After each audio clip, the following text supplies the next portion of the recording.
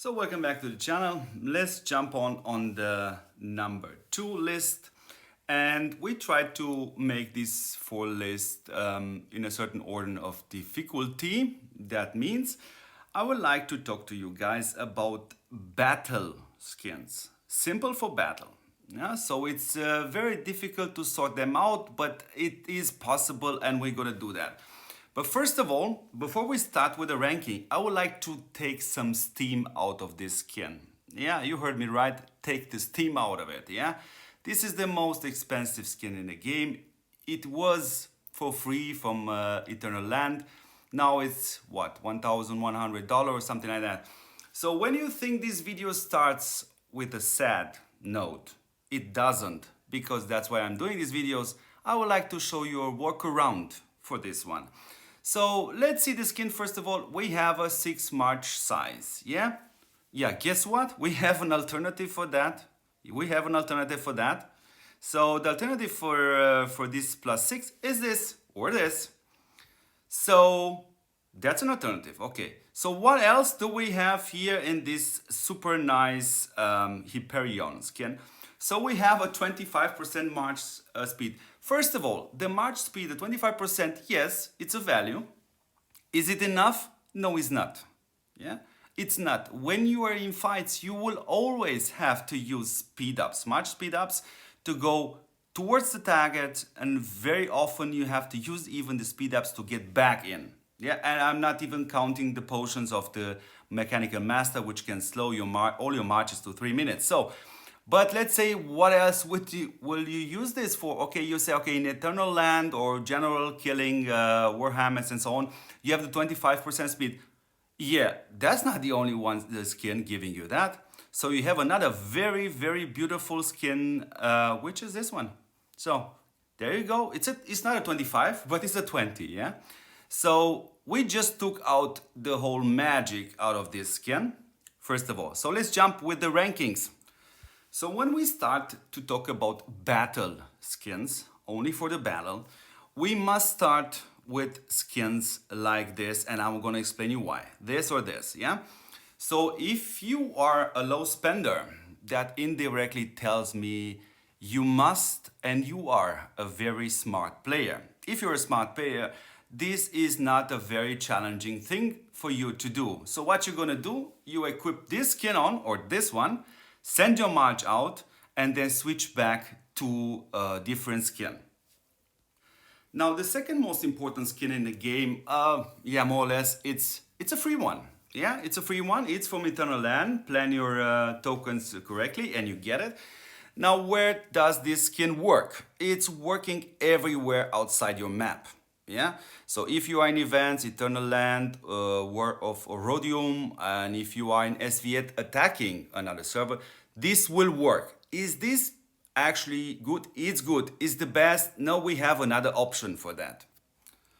So if we like to keep this list of skin as simple as possible, theoretically speaking, we are already done. You need a march skin, yeah, and you need an attack skin, and you need a defending skin. Yeah, a skin like I showed you, the Frizzy Castle with defense skin.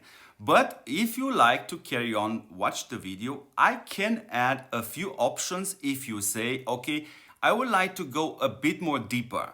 But it's not necessarily to do that. This already makes you very strong on the battlefield, but let's have a look at alternative for the specific unique types. So when it comes down to a good defending base skin, actually the Frizzy Castle is not the only option right there. We have it, and it's also very nice to see that we get the 1% decrease in damage, but that's not the only skin. Many of you guys have this actually from EL. It's pretty good. Sadly, only works in cross events, but it's for free, so it's pretty good. But I think the race is actually very tight, and it's between the Frizzy Castle and Mr. VN-1 Guardian. Yes, the Frizzy Castle actually gives you 1% damage decrease, but this VN-1 Guardian actually gives you another 10 slots on the repair factory, which is really an important thing. So let's start with the tanks. So when we start with the tanks, there are actually two alternatives, very good alternative, and you are gonna see me mentioning this skin again.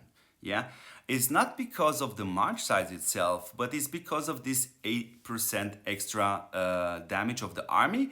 As alternative to this is of course, always the Sandstorm battleship is the same. But to be honest, the Volcano, it's a very good compromise just because of this giving you an extra +1. So if we want to say one skin per unit, I will say this one. So now let's have a look at the Navy. Yeah, for the Navy we have also a few alternatives, but let's try to say which one is the best. Now, you all guys know how Navy plays and how the heroes actually fight. So from this point of view, we have the Whale Harbor. Is this the best one? My opinion, this is not. Because why? We don't have Maximo, yeah, on the Navy, yeah. What I want to do with 15% only on the middle row. I have 3 rows, guys, yeah. So this is a good one. Is this the best one? My opinion, this is not the best one. So what else do we have as an alternative? We have this one. It's pretty good. Again, also because of the 8% extra damage. And we have another one. So the second alternative actually for the Navy, for this Aero sub, is actually this one. It's again for the 8% extra damage. Now, I don't want to touch this one, yeah?